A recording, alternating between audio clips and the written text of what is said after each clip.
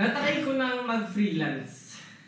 And over time, napapaisip ako, bakit ang baba nung nakukuha ko despite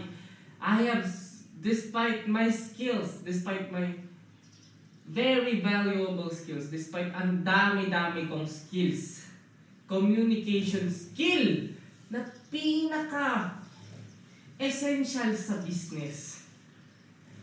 Meron ako nun.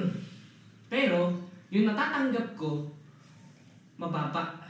Turns out, nasa maling path ako. Kaya naman dito sa video na ito ay tatalakayin natin kung ano ang pwede mong gawin para ikaw ay mas tumaas ang value. Let's go! Unang step, change your path.